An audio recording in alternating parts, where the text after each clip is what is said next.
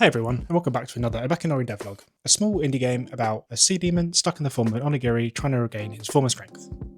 I'll start off by saying, I'm sorry. My day job has been extremely busy the last few months, and I've been struggling to muster the brainpower to sit and do dev stuff on the project after a day of sitting doing dev stuff for work. But I have been back for 3 weeks now. I've got some momentum going after what I've called the big reset. The project was a mess. I didn't have a clear goal. I was just aimlessly adding half-finished features, and to be honest, the enjoyment for creating for this game was starting to dwindle. So I did what any good game dev does, I scrapped the project. I'm just kidding. I love this little character, and he deserves far better than to be forgotten on my hard drive with dozens of other unfinished projects. I created a plan so I could hone the project into a manageable amount of work for a solo dev like myself, so I can actually see this game out the door. I broke it down into 5 sections: reTHINK, reORGANISE, reFACTOR, reDESIGN, and finally, release. I've reassessed what I wanted from this project, and remembered why I started it. My goal was to go from concept to release with a manageable scope, to learn the pipeline and understand what is required to release a game as a solo dev. I ditched the half-finished features, I streamlined the story, and I've refined the gameplay loop into a manageable amount. The goal now is to create 4 settings with 3 levels in each with varied puzzles and things to interact with, and concluding each area with a mini boss fight. That's still a lot of work, but having the goal and the structure is what I need to actually keep going with this project. This was never supposed to be a long game, and 12 thought out levels with varying degrees of difficulty mechanics is definitely enough for me to be happy with. It wasn't just a project that was a mess. I had folders and assets all over the place, sprawling over my desktop, so I reorganised all this to make everything feel a bit more streamlined, and so when I sit down to do some game development, I'm not hunting around for files or wondering where I exported this asset to or where the textures are. During this, I revamped the Steam wishlist page. We're almost at the 400 wishlists mark, which is absolutely amazing, and if you haven't already, come check it out on Wishlist. With the new artwork, screenshots, description, and the trailer, I think it's looking really great. So yeah, I'm very proud of how it looks. So please, come check it out.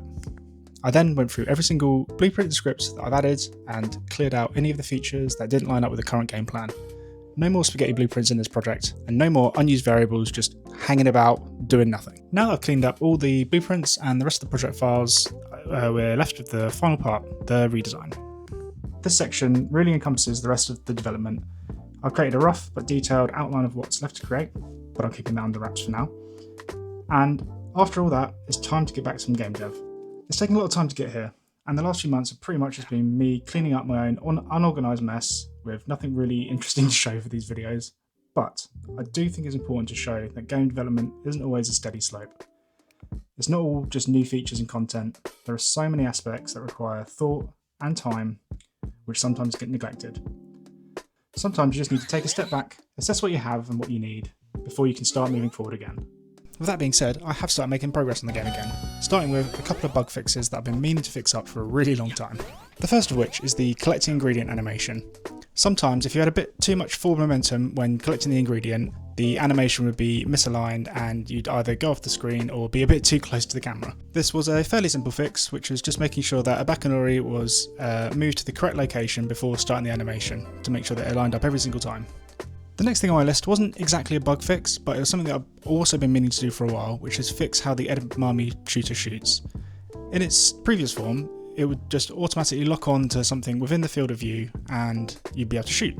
Then that's it. The problem with this is that it made it quite limiting. You're stuck with the field of view of the camera, and also it didn't really give the player any there's no gameplay to it. There was just, if you're looking in the right direction, it will shoot, and I wanted to upgrade it a little bit. This also allows me to get a bit more creative with the puzzle design by hiding things in otherwise hard to see areas which the player has to look out for if they're really going for that 100% on completion levels. You can now use the right trigger to aim down the barrel of your Mackie mallet and actually aim the shooter where you want to shoot. It will still need locking on, so it still needs to be in the field of view to make it that little bit easier, but this gives you a bit more freedom to sort of look around the level and double check that there's not any secret things hidden around, which might unlock secret areas for bonus goodies. The next thing I ticked off my list was the Canon model. The Canon is what you'll find at the end of each level, which launches you into the next, but there may also be a few smaller ones dotted around the game to launch you to new areas within the level.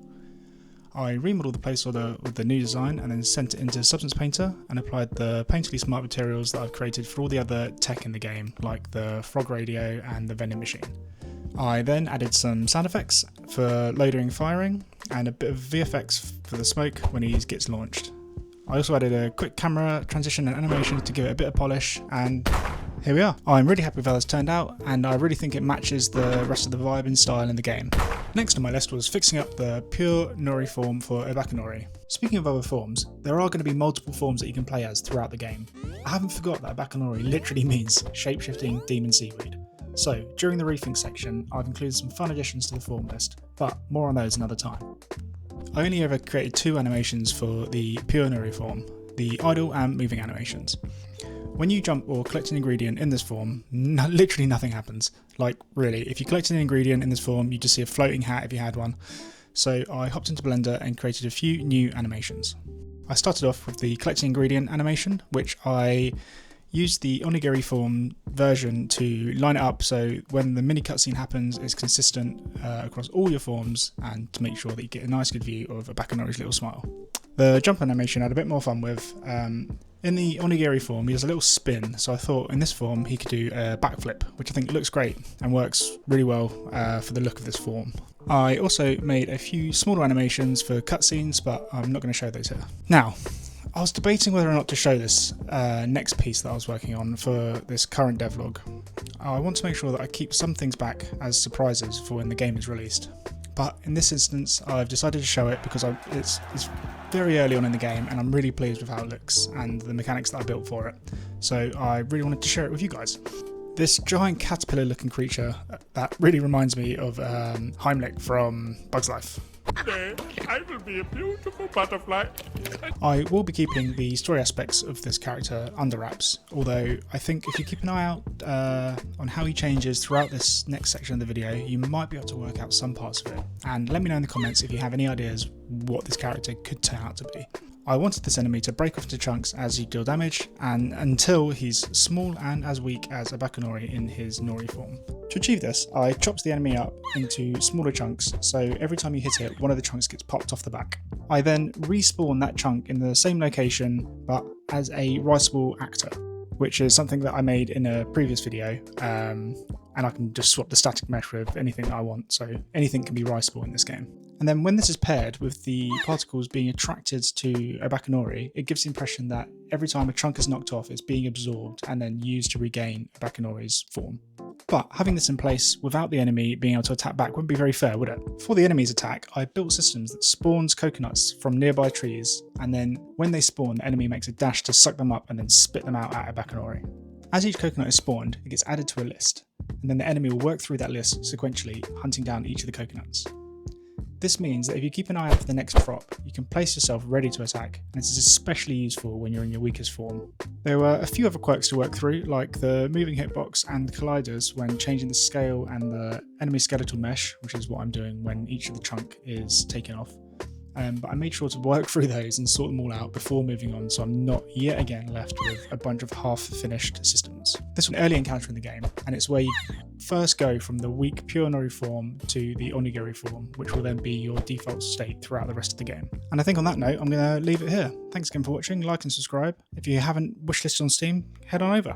Thanks again for watching. Cheers.